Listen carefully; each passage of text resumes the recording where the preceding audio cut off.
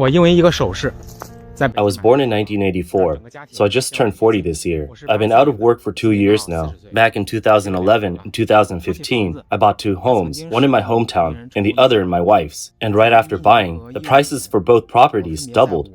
After purchasing the second home, I landed a job at a top-tier internet company in Beijing. At that moment, I felt like I had made it. Soon after, our child was born, and to provide a better living environment, we rented a larger place.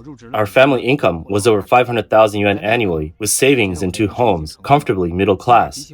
But then in 2022, everything changed. I lost my job. Sure, I received a severance package, the type of deal many dream of, but that moment also ended my career. Soon, it was time for a child to start school, so I decided to buy a home in Beijing to secure enrollment. But that decision drove our family into hardship. Every time I think about how a comfortable life fell apart because one impulsive decision, leaving us barely hanging on with my wife carrying the load, I feel overwhelming guilt. In today's unpredictable economic and job environment, things like unemployment, declining income, and mortgage pressure can drive a 40-year-old back to poverty overnight. After 40, it's all too easy to find yourself suddenly poor again. This happened to our family. We were doing well at first, just the 3 of us, with a car, a home, and savings. But when my husband turned 45, he was struck by a sudden accident that left him in a vegetative state. Once he was hospitalized, all our savings went toward his treatment. Despite all our efforts, the traumatic brain injury left him needing constant care. My husband was our family support, and now I was left to care for him, take care of our child, and manage a job to support us. Life became extremely tough. For the past 7 years, I haven't bought a single new piece of clothing for myself. Our finances are stretched thin, with school fees for our daughter and the cost of my husband's medical care weighing heavily on us. What was once a happy, fulfilling life turned into hardship overnight. It's true, poverty and wealth can be separated by a single illness. Middle-aged poverty has become increasingly common in China. With rising competition, high housing prices, and growing burdens in education and healthcare, many families facing severe illness or other crises experience similar struggles. As China's economy continues to slow down, the number of middle-class families pushed into sudden poverty is surging. Business owners see their companies shut down under poor management, sinking further into debt. Recently, a Beijing blogger posted about middle-aged poverty among people in their 40s. In the post, they shared that a couple in their neighborhood, both previously employed at major tech firms, bought a property for 5 million yuan at the market peak in 2019. Now, they're both unemployed, and they're trying to sell it for just over 3 million yuan. Another man, once making 1 million yuan annually and living in a high-end villa, was suddenly laid off, leading to divorce from his stay-at-home wife while he was left with a large mortgage. Online, people shared a list of 4 traps that can lead to middle-aged poverty, saying if you fall into even 2, it's like walking a tightrope. 1. High-leverage home purchases. According to reports, 3 years ago, Mr. Li bought a 150-square-meter home in a top school district to ensure his child's education. He spent nearly all his savings on the down payment, with a mortgage over 10,000 yuan each month. The house has become a financial black hole, draining his income and leaving little for family activities or extra classes for their child. Ms. Zhang faces a similar struggle. To buy a home, she and her husband borrowed their parents' retirement savings, barely covering the down payment with their savings and public housing loan fund. The mortgage takes up 70% of their income, lowering their quality of life drastically. Recently, property values in their area dropped 30%, and changes in school district policies mean their financial sacrifice may not even guarantee their child's education. For Ms. Zhang, the house has become an unmanageable burden. 2. Reckless investment ventures. Drawn in by an ad promising tenfold returns in 3 months through futures trading, Mr. Wang signed up for a training course and opened aggressive positions. But when the market shifted unexpectedly, he lost everything, leaving him in debt. He later discovered that the so-called investment master had disappeared without a trace. Last year, Ms. Zhao left her job at a bank to open a new milk tea franchise, convinced it would be a lucrative venture. She invested heavily in rent, equipment, and staff, only to find 5 other milk tea shops within a short distance. Business was dismal, and soon Ms. Zhao couldn't even afford the rent, leaving her no choice but to close down. 3. Midlife job loss and pay cuts. Mr. Wang, a programmer, had worked at a tech company for 8 years with an annual salary of 500,000 yuan. After a restructuring last year, he was laid off. He spent months job hunting, only to find fewer openings for older programmers, with companies preferring fresh graduates.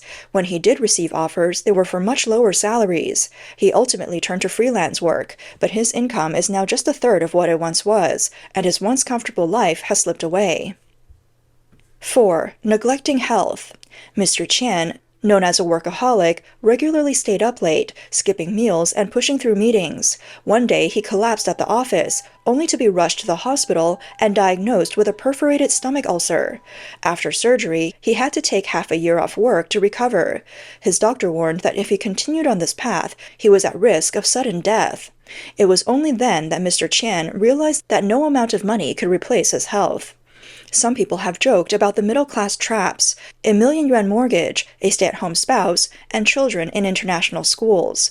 China's middle class, with nearly 90% consisting of small business owners, is increasingly facing the risk of sudden poverty as the country's economy continues its downturn. A former executive from an education group recently shared a story of her friend, Ms. W. Ms. W. described her despair. "It's overwhelming. My husband suddenly lost his job, and we can't afford the fees for our child's international school anymore. The so-called middle-class traps are all too real." Ms. W. was a typical middle-class mother in a major city. She had a master's degree, and her husband worked in finance. Both had good salaries and stable financial footing. They decided to send their daughter to a local international school, planning for her to complete elementary and middle school there before going abroad for high school and college. The total cost was expected to be around 10 million yuan, but when their daughter finished 4th grade, Ms. W.'s husband lost his job. Their business began to falter, and their assets quickly lost value, leaving them unable to afford the annual tuition of over 200,000 yuan. Like many mothers, Mrs. W. wanted the best for her children.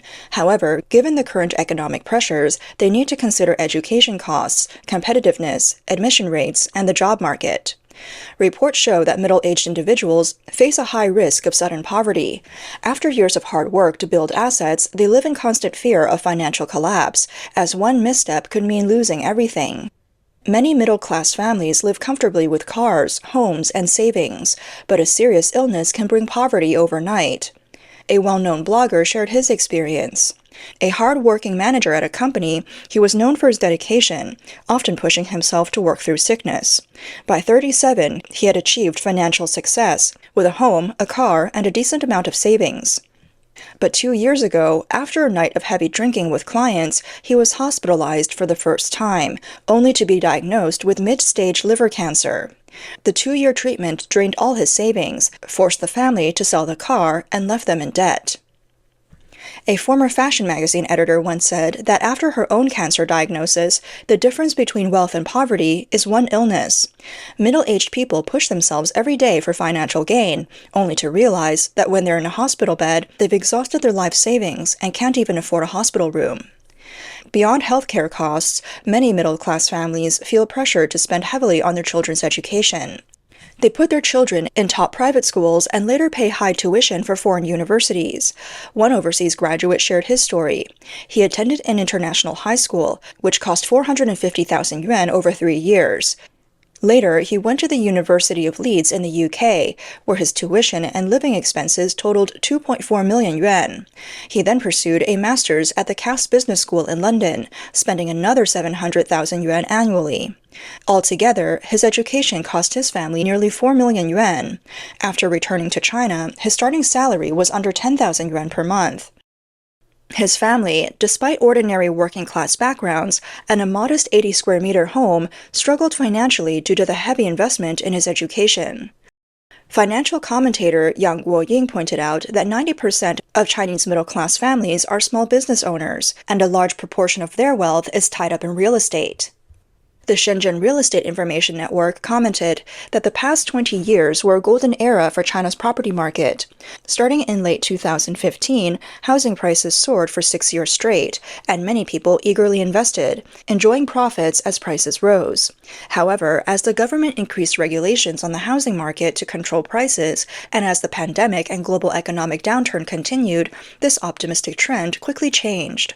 In recent years, several major real estate companies have collapsed, damaging market confidence and leading to steep property price drops, with some homes losing 40 to 50% of their value. Many who bought properties at peak prices were caught off guard by the sudden downturn. According to the Real Estate Insights team, over the past 20 years, China sold 225 million homes, with 184 million of those sold after 2009. Between 2015 and 2021, 117 million homes were sold at peak prices, meaning nearly half of the families who bought properties in recent years took on high down payments and loans during a time when prices, down payments, and mortgage rates were at their highest. Now, with prices dropping to 2016 or even 2019 levels, many homeowners are struggling. In 2024, China's economic situation has become more difficult, leaving many business owners deep in debt, facing the risk of sudden poverty overnight. 我问帽子叔叔，我说我自愿进去坐牢。 Because of my company's bankruptcy, I owe 3.7 million yuan in debt. My bank accounts are frozen, and I can't even use Alipay. No one dares to hire me, and even getting a meal has become a struggle. Every day I sit in the park, and on rainy nights like tonight, I have no choice but to take shelter under this bridge.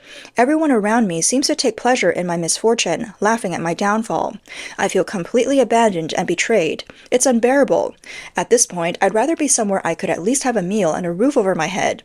But then, a kind man encouraged me with his words. He said, "What feels like an insurmountable problem today may look very different tomorrow. Time is the best healer. Today's hardships could be the foundation of your future strength. And think about your parents. Don't you think they'd be heartbroken? And your child, don't you think they'd be scared for you?" His words opened up my eyes. I still have parents who love me and a child who needs me. If I gave up, what would happen to them? I can't let my parents face old age with no support, and I can't let my child grow up with nobody to rely on. If I let this get to me, I might affect my child's entire life, so I have to keep going. This woman's life was turned upside down after her company's collapse, leaving her in massive debt and poverty overnight.